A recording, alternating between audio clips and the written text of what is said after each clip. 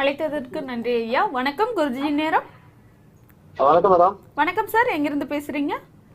Chennai madam. யாருக்காக ஜாதகம் பார்க்க போறீங்க சார்? உங்களோட பேர் சொல்லுங்க. மகேஸ்வரன். பிறந்த தேதி பிறந்த நேரம் சொல்லுங்க சார். 8/9/1981. 8/9/1981. விடிய காலத்துல 3:45 AM. 3:45 AM. பிறந்த இடம் சார்? விருதுநகர். விருதுநகர். ராசி நட்சத்திரம் லக்னம் சொல்லுங்க சார். தனுசு ராசி. தனுசு ராசி, மூல நட்சத்திரம், கடக லக்னம். கடக லக்னம். என்ன கேள்வி கேட்கணும் சார்? லைஃப் பத்தி கேட்கணும் மேடம். உங்களோட கேள்விக்கான பதில் ஐயா தருவாங்க. ஏங்க லக்னத்துல வந்து செவ்வாய் ராகு இருந்து பாபத்துவம் 2021 இருந்து என்னத்தை சொல்றது லைஃப். வணக்கம் வணக்கம் குருஜி. நமஸ்காரம் குருஜி. நல்லா இருப்பீங்க, ரொம்ப நல்லா இருப்பீங்க, ரொம்ப ரொம்ப நல்லா இருப்பீங்க குருஜி. இப்போ விவரம் தெரிஞ்ச வயசுல இருந்து பராத துன்பம் தான் குருஜி. விடிவு காலம் போறதுதான். இதைத்தாங்க நான் எல்லாம் பாபத்துவம்னு சொல்றேன். லக்னத்துல செவ்வாய் ராகு இருக்கா, அவசர கொடுக்க, பயங்கர கோவக்காரன். நீங்களே கொஞ்சம் ஒரு மாதிரியா தானே எல்லாரும். நாங்க விவரம் தெரிஞ்ச வயசுல இருந்து நம்மளும் அடுத்தவங்க கிட்ட சண்டை போட்டுக்கிட்டே இருக்கமே. இல்ல எப்படி போனாலும் முட்டுக்கட்டியா இருக்கு. அதைத்தான் நானும் சண்டை போடுறீங்கன்னு சொல்றேன். நானும் தமிழ்ல தான் பேசுறேன், நீங்களும் தமிழ்ல தான் பேசுறீங்க. இல்ல குருஜி, கடக லக்னம் செவ்வாய் யோகாதிபதி அல்ல அவரு. செவ்வாய் யோகாதிபதியா இருக்கட்டும், அவர் நீச்சனாகி செவ்வாய் ராகும் ஒன்னா சேரக்கூடாதுல்ல. செவ்வாய் மட்டும் தனிச்சிருந்தா ஒரு பலன், செவ்வாய் ராகு சேர்ந்திருந்தா ஒரு பலன். ராகு அங்கே இருளடைந்து, ராகு வந்து லக்னத்தை இருள்படுத்தி செவ்வாயோடு சேர்ந்து கடுமையான அமைப்புகள் இருக்கிறாரு. ஆக என்ன நடக்கும்? லக்னாதிபதி 6ல் போய் மறைஞ்சாரு. லக்னாதிபதி 6ல் மறையக்கூடாது, வளர்பிறையாக தான் இருக்கிறாரு. நம்ம 6ல் மறைஞ்சாலே நம்மக்கிட்ட அந்த சந்தேகங்கள், ஒரு தடுமாற்றங்கள், மன தடுமாற்றங்கள், செய்யுமா செய்யாதா, நடக்குமா நடக்காதா, செய்வாரா செய்ய மாட்டாரா, இதெல்லாம் வந்துடுதே.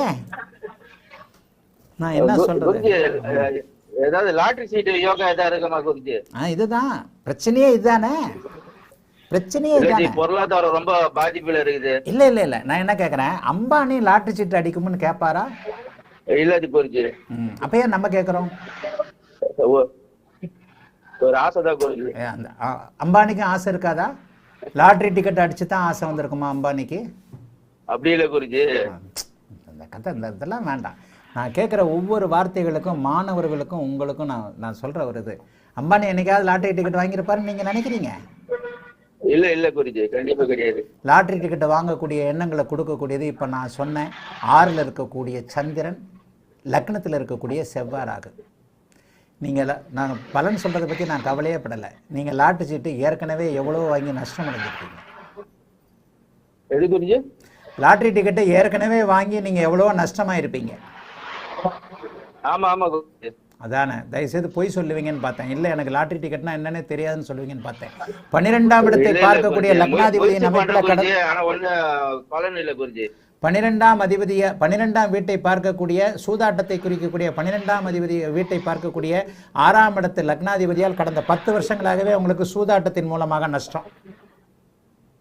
ஆமா குருஜி. யார் உங்களை லாட்டரி டிக்கெட் வாங்க சொன்னது? யார் உங்களை சூதாட சொன்னது? நம்ம மனசு.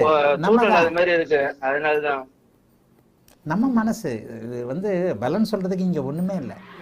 நமக்கு தாங்க கான்ஃபிடென்ட் வேணும். நான் இப்ப கேட்ட ஒரு கேள்வியில 1000 அர்த்தம் இருக்கு. அம்பானி என்னைக்காவது லாட்டரி டிக்கெட் வாங்கினாரா என்ன? அம்பானி என்ன கோடீஸ்வரன் இல்லை? நம்ம கோடீஸ்வரன் ஆகிறதா, நம்ம ஆசை, நம்ம நல்லா இருக்கிறதா நம்ம கையில தான் இருக்கு. லாட்டரி டிக்கெட் கையில கிடையாது.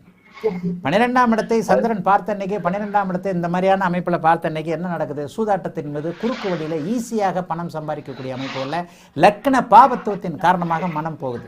இதே செவ்வாய் ராகு லக்னத்துல இல்லைன்னா இந்த மாதிரி ஜோசியம் வருதுல்ல, நல்லா புதன் உச்சமாக இருக்கிறதுல, புதன் உச்சமாகி அங்கே குருவோடு சேர்ந்திருக்கின்ற காரணத்தினால ஜோசியம் நல்லா வருது. அப்போ போய் லாட்டரி டிக்கெட் வாங்கலாமா? ஜோதிடம் என்பது என்னங்க? வாழ்நாள் கலை. இப்படிலாம் நடக்கும் அப்படின்னு தெரிய வைக்கிறது தான். 10 வருஷமா சூதாட்டத்துல நஷ்டம்னு தெரிஞ்சா நம்ம ஏன் சூதாட்டத்துக்கு போவானே, லாட்டரி டிக்கெட்டை போய் வாங்குவானே? உண்மைதானே? ஒரு மாசத்துக்கு ஒண்ணுதான் வாங்குவேன். ஆஹா, இந்த கதையெல்லாம் என்கிட்ட பேசக்கூடாது. ஒரு மாசத்துக்கு 10,000 ரூபாய்க்கு வாங்குவீங்களா? இல்ல இல்ல, அப்படி இல்ல குருஜி. பாருங்க, 12ஆம் இடத்தோடு தொடர்பு கொண்டாலே இப்படி தாங்க மனம் சூதாட்டத்திலையும் வேறு மாதிரியான வழிகள்லையும் போகும்.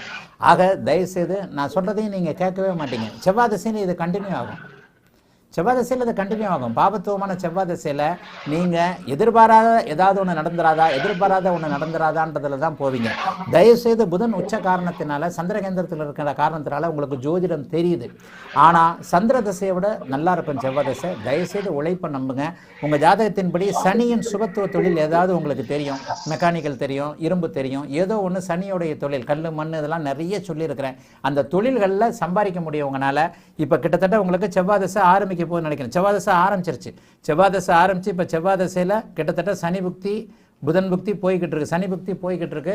செவ்வாய் திசை சனி புக்தி எப்போவுமே உங்களுக்கு நல்லா இருக்காது. ஏன்னா சனி வந்து ஆறுக்குடையவர் 8ஆம் இடத்து சம்பந்தம், இந்த மாதிரியான விஷயங்களை 8 இந்த 6ஆம் இடத்து சம்பந்தம் போன்றவைகளை அடைகிறார்.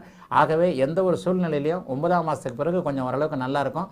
சூதாட்டத்தில் இருக்கின்ற எண்ணங்களை விட்டுருங்க, நல்லா இருப்பீங்க. வாழ்த்துக்கள். அழைத்ததற்கு நன்றி ஐயா. வணக்கம் குருஜி நேரம். ஹலோ, வணக்கம். வணக்கம்.